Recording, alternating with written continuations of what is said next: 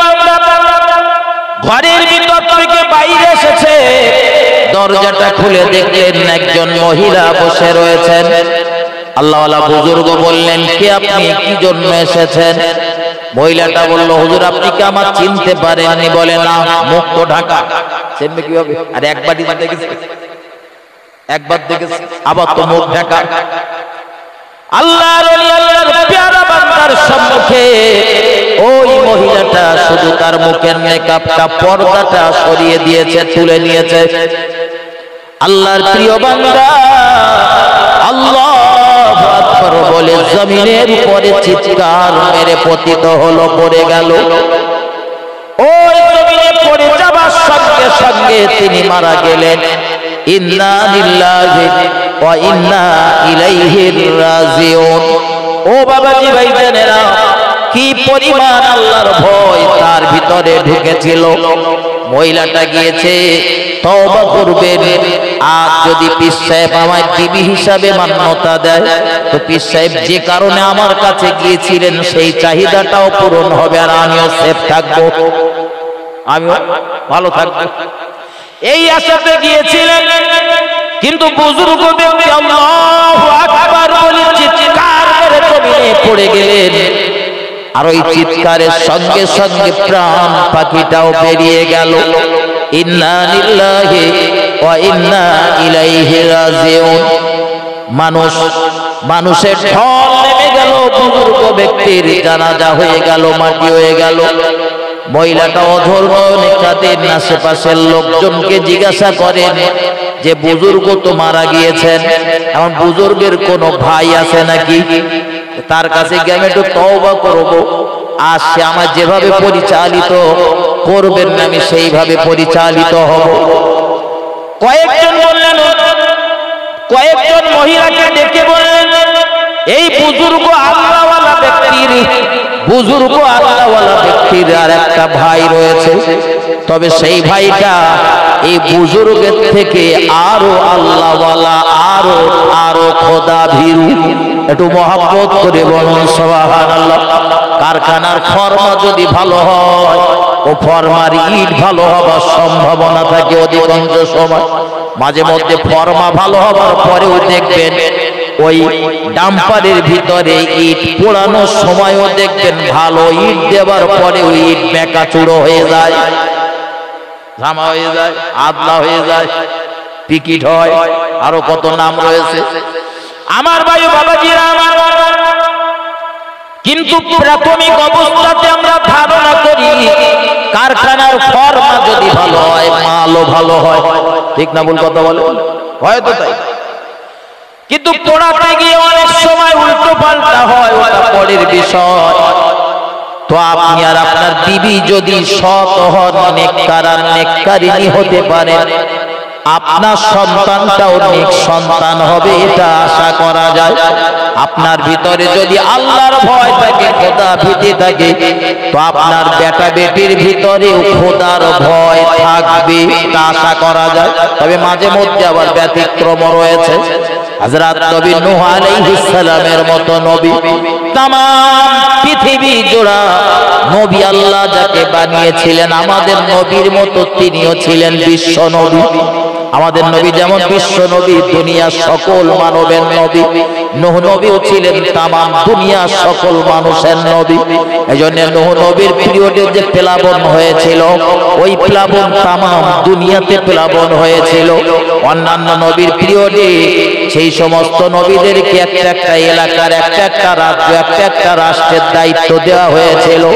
আর ওই নবীর উম্মতগুলো কথা শুনিনি, তারা বদদুয়া করেছে। যাদের জন্য বদদুয়া করেছে তাদের ধ্বংস হয়েছে, তাদের ক্ষয়ক্ষতি হয়েছে। কিন্তু নবী নূহের পিরিয়ডে তিনি বিশ্ব নবী ছিলেন বলে তামাম দুনিয়াটা প্লাবিত হয়েছিল। ও বাবাজি ভাইজানেরা, এগিয়ে চলুন, আলোচনা আমার এখানে নয়। আমি যেটা বোঝাতে চাইছিলাম, নবী নূহ এত বড় একজন আল্লাহর নবী, অথচ তার বেটা কেনান সে হলো জগৎ বিখ্যাত কাফের। বাপ জগৎ বিখ্যাত নবী আর ছেলে জগৎ বিখ্যাত কাফের। এই জন্য সবসময় আবার কারখানা ভালো হলেই বলো মাল ভালো হয় না। মাঝে মধ্যে দেখা যায় কারখানা ভালো কিন্তু মালের ডিসপুট আছে। আমার ভাই বাবাজিরা আমার, ভুল আমাকে নেবেন না, ভুল আমাকে বুঝবেন না। ওই আল্লাহওয়ালা বুজুর্গ ব্যক্তিটার কাছে মহিলাটা চলে গেল। ওই আল্লাহওয়ালা বুজুর্গ ব্যক্তি মহিলাটাকে তওবা করে দিলেন, তওবা পড়িয়ে দিলেন। মহিলাটা অঝোর মনে কাঁদছেন, বুজুর্গের পা দুটো জড়িয়ে ধরেছেন। আপনার নিকটে আমার করুণ মিনতি, আমায় তাড়িয়ে দেবেন না, আমি এমন অপরাধ করেছি দুনিয়াতে। তবে আপনার ছায়া সঙ্গী হিসাবে, অর্ধাঙ্গিনী হিসাবে, স্ত্রী হিসাবে যদি থাকি, আশা করা যায় ওই পাপ থেকে আমি বাঁচব। আল্লাহওয়ালা বুজুর্গ ব্যক্তি তাকে বিবি হিসাবে গ্রহণ করলেন, স্ত্রী হিসাবে গ্রহণ করে নিলেন, বিবাহ করে নিলেন। ও বাবাজি ভাইজানেরা, ও আমার মা বোনেরা, প্রতিটা মহিলা যদি তওবা করে আল্লাহর প্রিয় বান্দি বেনে যেতে পারে, তুমি আর কবে তওবা করবে? তুমি অন্যায় করেছো, অন্যায়ের উপরে দাঁড়িয়ে না থেকে আল্লাহর দরবারে তুমি তওবা করো, তওবাতুন নসুহা, খাঁটি তওবা করে ফেলো। মহান আল্লাহ তোমার জীবনের গুনাহগুলি মাফ করে দিয়ে পূর্বের জীবনের গুনাহগুলোকে আল্লাহ নেকির খাতায় নেকি হিসাবে লিখে দেবে। আমার নওজোয়ান তরুণ বন্ধুরা, ও নবীর আদরের উম্মতেরা, ও রাসূলুল্লাহর মুহাব্বতের উম্মতেরা, কত গানের শিল্পী তওবা করে ফেলেছে।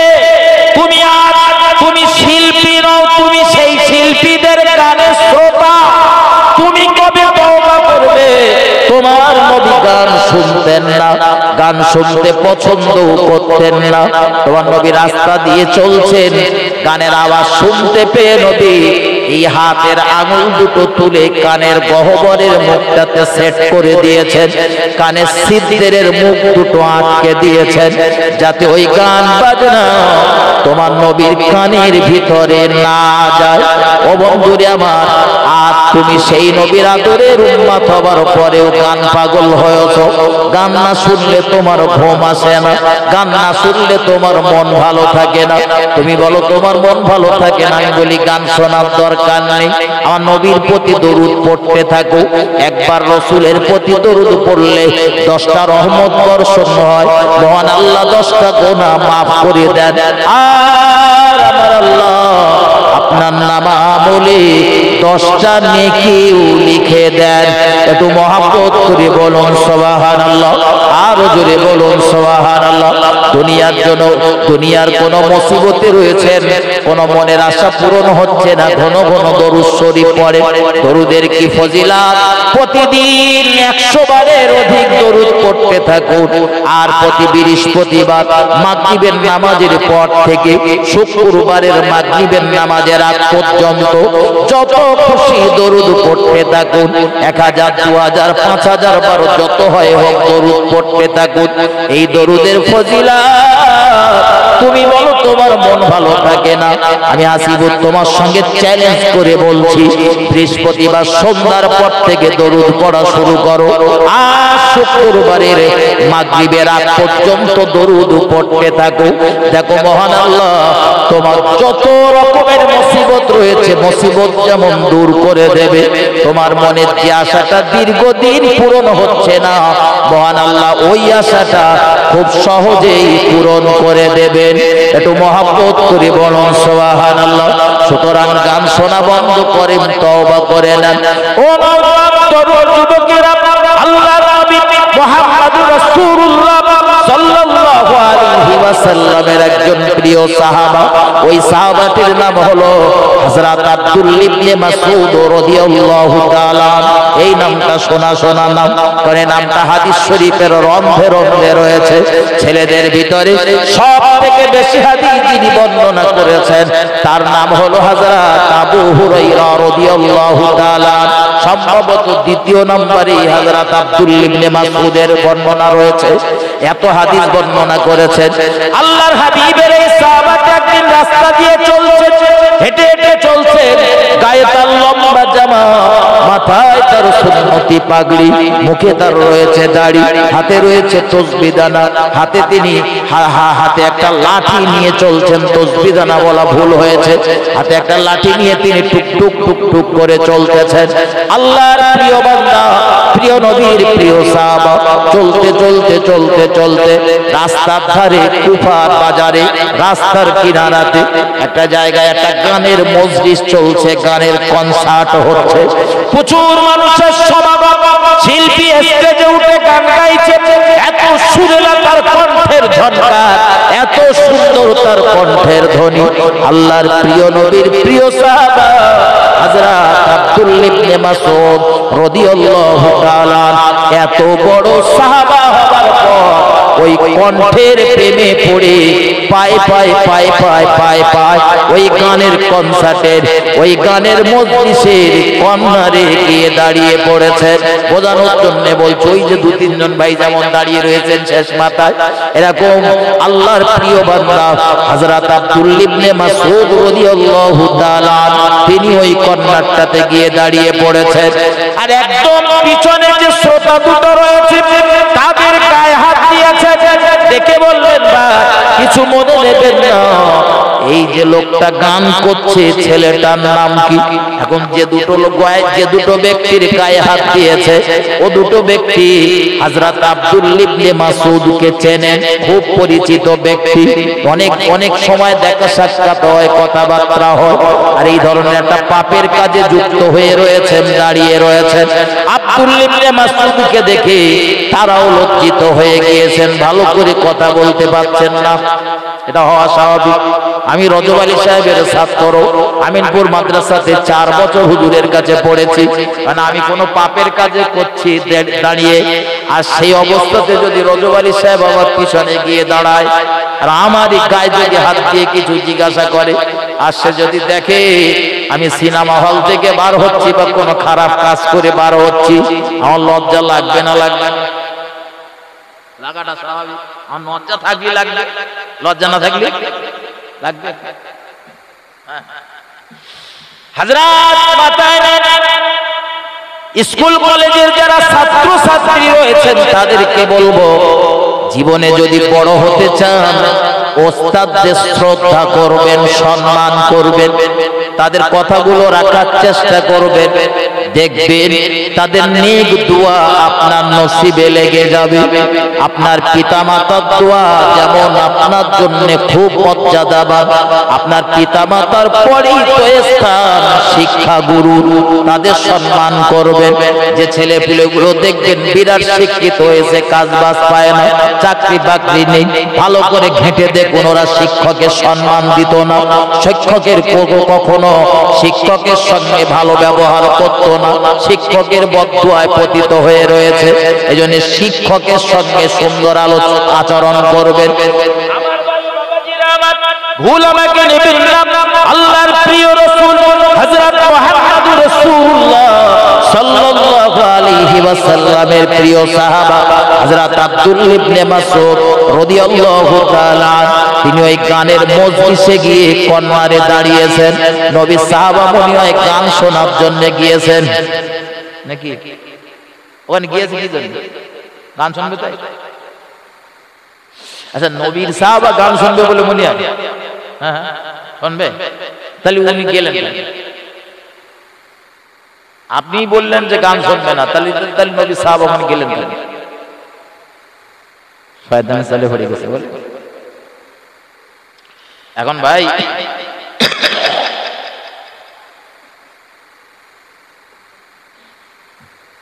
মাঝে মধ্যে দেখবেন কিছু ভালো ভালো ছেলে পিলে না মাতালের সাথেও ঘোরে, ঘরে না কেন? ছেলে পিলে ভালো, ও ছেলে ভালো, ও জীবনে মদ খায় না, কিন্তু তারে দেখবেন কোন মাতালের সাথে তার বিরাট বন্ধুত্ব, বিরাট দোস্ত আছে না? নেই? এরকম আছে না? তাই বলে যেন ভাববেন না যে ও মদ খাওয়ার জন্য যায়, এমনও তো হতে পারে মাতালটারে ভালো করার জন্য ওর সাথে মেশে, এমনও তো হতে পারে না? হতে পারে, হ্যাঁ হতে পারে। রাসূলের এই প্রিয় সাহাবা গান শোনার জন্য যায়, তবে তিনি ওই পথ দিয়ে যাচ্ছিলেন, যেতে যেতে ওই শিল্পীর কণ্ঠের যে ঝনকার, এত সুরেলা কণ্ঠ, মানে তাকে মোহিত করে ফেলেছে। এজন্য তিনি আস্তে আস্তে আস্তে আস্তে গুটি গুটি পায়ে গিয়ে ওই মজলিসের কর্নারটায় দাঁড়িয়েছেন। দেখি তো গানটা কে বলছে, এত সুন্দর গলা আল্লাহ দান করেছে, কে, বাড়ি কোথায়, একটু পরিচয় নেই। তো মজলিসের পিছনে যে লোক দুটো দাঁড়িয়ে রয়েছে তাদের শুধু জিজ্ঞাসা করলেন, ভাই এই শিল্পীটার নাম, শিল্পীটার নাম কি? এখন ডন্ডিরহাট এলাকায় কোন শিল্পী গান করছে, যারা গান শোনে তারা শিল্পীদের নাম জানে না। আমরা ভাই গান শুনি না, আমরা শিল্পীদের নাম বলতে পারবো না। পত্র পত্রিকাতে বিভিন্ন সময় বিভিন্ন আর্টিস্টদের নাম আসে, ওইগুলো পড়ে শুনে দু চারটে আর্টিস্টের নাম হয়তো আমরা জানি বা শিল্পীদের নাম জানি। তো পিছনের ওই যে যুবক দুটো দাঁড়িয়ে রয়েছে, ওরা তো লজ্জায় ওদের মাথা হেঁট হয়ে যাচ্ছে। আর এসেছিলাম গান শোনার জন্য, কিন্তু পড়বি তো পড়, নবীর সাহাবা আব্দুল্লাহ ইবনে মাসউদের সামনে পড়ে গেছি, লজ্জাটা তো স্বাভাবিক লাগে। মাথা নিচু করে রয়েছে, কোনো মতে মাথা তুলছে না। হযরত আব্দুল্লাহ ইবনে মাসউদ বললেন, ভাই আমি তো জানতে চেয়েছি এই শিল্পীটা যে গান করছে ওর নাম কি, একটু বলেন। যুবক ছেলে দুটো বলতে লেগেছেন, ও আল্লাহর প্রিয় নবীর প্রিয় সাহাবা হযরত আব্দুল্লাহ ইবনে মাসউদ রাদিয়াল্লাহু তাআলা, এই গানের শিল্পীটার নাম হলো জাজান। কি নাম? জাজান। জাজান ছিল গানের শিল্পী। পরবর্তীতে আল্লাহর এত প্রিয় বান্দা হয়েছিলেন, বিখ্যাত একজন ইমামে পরিবর্তিত হয়েছিলেন। ভুল আমাকে নেবেন না, আরো দুটো কথা সংযোজন করলে বুঝতে সুবিধা হবে। আল্লাহর এই প্রিয় নবীর প্রিয় সাহাবা হযরত আব্দুল্লাহ ইবনে মাসউদ রাদিয়াল্লাহু তাআলা শুধু এতটুকু কথা জিজ্ঞাসা করলেন, শিল্পীর নাম কি? উত্তর পেয়েছেন জাজান। এবার তিনি শুধু একটা কথা বললেন, না, আল্লাহ কত সুন্দর কণ্ঠ দান করেছেন, এই কণ্ঠ দিয়ে মানুষকে জাহান্নামের দিকে না ডেকে যদি এই কণ্ঠটা দিয়ে আল্লাহর কোরআন তেলাওয়াত করতেন, কতই না ভালো হতো, কতই না উত্তম হতো। এই কণ্ঠ দিয়ে যদি আল্লাহর কোরআন তেলাওয়াত করতেন, নিজেও প্রতিটি হরফের বিনিময়ে 10টা করে নেকি পেতেন, আর যারা তার কণ্ঠের আওয়াজ শুনতেন তারাও প্রতিটি হরফের বিনিময়ে 10টি করে নেকি পেতেন। একটু মহব্বত করে বলুন সুবহানাল্লাহ, আরো জোরে বলুন সুবহানাল্লাহ, ভক্তি ভরে দরুদ আল্লাহুম্মা সাল্লি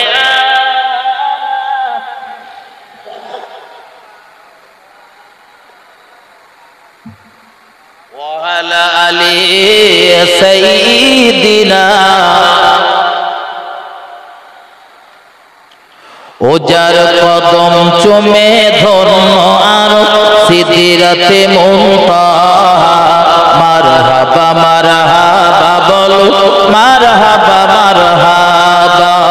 যার কদম চুমে ধন্য আর সিদরাতে মুনতাহা, মারহাবা মারহাবা বলো, মারহাবা মারহাবা।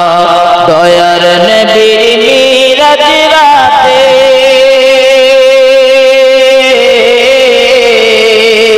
জিবরিল এলো পুরাক সাথে, আগে আগে জিবরিল আর পিছে কামলিওয়ালা, নানা পিছে পিছে জিবরিল আর আগে কামলিওয়ালা। মারহাবা মারহাবা বলো, মারহাবা মারহাবা। আল্লাহুম্মা সাল্লি আলা সাইয়্যিদিনা মাওলানা মুহাম্মদ ওয়া আলা আলি সাইয়্যিদিনা। আমার ভাই জানেরা, ঠান্ডা মাথায় বুঝুন, হযরত আব্দুল্লাহ ইবনে মাসউদ রাদিয়াল্লাহু তাআলা তিনি শুধু এতটুকু কথাই বলে ওই রাস্তা দিয়ে চলে যাচ্ছিলেন। কথা বলেছেন একটা, বেশি কিছু প্রয়োজন হয়নি। তিনি শুধু বলেছেন, এত সুন্দর কণ্ঠ, এই কণ্ঠ দিয়ে গান বলে নিজেও জাহান্নামের পথে চলছেন, আর যারা তার শ্রোতা, যারা গান শুনতে এসেছে তাদেরকেও জাহান্নামের দিকে ধাবিত করছেন।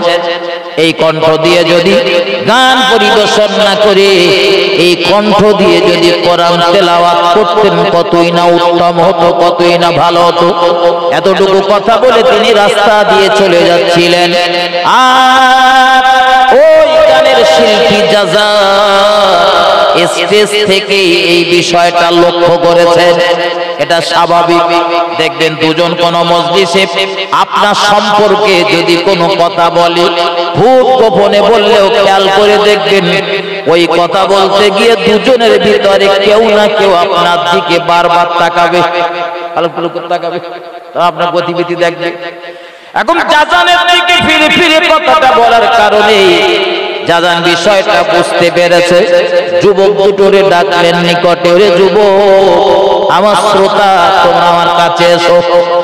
শিল্পী ডেকেছে মানে যুবকের তো 5 হাত বুক, ঠিক না ঠিক? আপনাদের বোঝানোর জন্য বলছে এখানে সালমান খান এসেছে। আর আপনাদের নারায়ণপুর গ্রামের কোন যুবকের যদি সালমান খান ডেকে বলে ভাই তুই আমার পাশে আয়, ওর তো যাবার আগে নাচানাচি শুরু হয়ে যাবে। আপনি বলছেন না, কিন্তু যুবকদের পক্ষে হ্যাঁ, বিরাট নাচানাচি করে। আল্লাহর প্রিয় বান্দা হযরত আব্দুল্লাহ ইবনে মাসউদ রাদিয়াল্লাহু তাআলা তিনি চলছিলেন। দেখা গেল ওই জাজান দুটো যুবককে ডাক দিল। যুবক দুটো স্টেজে হাজির। তাদেরকে ডেকে জিজ্ঞাসা করলেন, ওই যে রাস্তার সাইড দিয়ে হেঁটে হেঁটে যাচ্ছিলেন, আর আমার মজলিসের কর্নারে এসে অল্প একটুখানি 1 মিনিটের জন্য দাঁড়িয়ে গিয়েছিলেন। মাথায় তার পাগড়ি, মুখে যার লম্বা দাড়ি, গায়ে যার লম্বা জামা, কি সুন্দর নুরানি চেহারা। লোকটিকে হযরত আব্দুল্লাহ ইবনে মাসউদ রাদিয়াল্লাহু তাআলা তিনি বললেন, ওই যুবক দুটো বললেন যে উনি হলেন রাসূলের সাহাবা হযরত আব্দুল্লাহ ইবনে মাসউদ রাদিয়াল্লাহু তাআলা। তিনি কি বলছিলেন? এই যুবক দুটো বলতে লেগেছেন আল্লাহর নবীর প্রিয় সাহাবা হযরত আব্দুল্লাহ ইবনে মাসউদ রাদিয়াল্লাহু তাআলা তিনি যেতে যেতে এই জায়গায় দাঁড়িয়ে শুধু আপনার নামটা জিজ্ঞাসা করলেন, আপনার নামটা জিজ্ঞাসা করলেন। নাম বলার পরে তিনি বললেন, এত সুন্দর কণ্ঠ আল্লাহ দান করেছেন, এই কণ্ঠ দিয়ে যদি মানুষকে গান না শুনিয়ে আল্লাহর কোরআন তেলাওয়াত করে শোনাতেন কতই না ভালো হতো। এতটুকু কথা বলে তিনি চলে গিয়েছেন। প্রিয় নবীর সাহাবা তার জবানের কত তাসির, শুধু একটা কথা বলে গিয়েছেন তাতেই কাজ। আমরা 2 ঘন্টা, 2.5 ঘন্টা, 3 ঘন্টা ধরে চিল্লাচ্ছি, মানুষ পরিবর্তন হয় না, ঠিক না? ভুল কথা বলে। আসলে আমি যে কাজ করি না সেটাও করতে বলছি, যেটা করি সেটাও করতে বলছি, তাসিরটা হবে কিভাবে বলেন? আমি নিজে নামাজ পড়ি না, আপনাদের যদি বলি নামাজ পড়ার কথা, তাসির হবে না। আমি নিজে দান করি না, আপনাদের যদি দান করার কথা বলি তা তাসির হবে কিভাবে? রাসূলের জিন্দেগির দিকে তাকিয়ে দেখুন, মুহাম্মদুর রাসূলুল্লাহ সাল্লাল্লাহু আলাইহি ওয়াসাল্লাম আমার নবী, তিনি যে কাজগুলো করতেন সেই কাজগুলি অপরকে করার জন্য আদেশ দিতেন বা করতে অনুরোধ করতেন। ও বাবাজি ভাইজানেরা, এজন্যই একদল আলেমেরা, একদল বক্তারা হাসরের ময়দানে তারা আল্লাহর আসামির কাঠগড়ায় ধরা খাবে। তুমি দুনিয়াতে মানুষকে বলে বেড়াতে নামাজ পড়ার কথা, তুমি নামাজ পড়তে না। দেশের জনগণকে বলে বেড়াতে তোমাদের বিবিগুলোরে পর্দায় রাখো, তোমার বিবি বেপর্দায় ঘুরতো, এর জন্য তোমার জবাবদিহি করা লাগবে। ও বাবাজি ভাইজানের আমার, আল্লাহর প্রিয় নবীর প্রিয় সাহাবা হযরত আব্দুল্লাহ ইবনে মাসউদ রাদিয়াল্লাহু তাআলা, তার কণ্ঠের ওই একটা কথার এত তাসির শুরু হয়ে গেল। যুবকের মুখ থেকে কথাটা শুনে জাজান প্রকম্পিত হয়ে গেল। শুধু একটাই কথা, ওই একটাই কথায় তার মনকে এমন ভাবে দোলা দিয়েছেন। সত্যি তো আমি গান বলছি, আমার গান যত শ্রোতা শুনছে পাপের একটা করে ভাগ আমার আমলনামাতে যোগ হবে। হাসরের ময়দানে কঠিন বিচারের সম্মুখীন আমায় হতে হবে।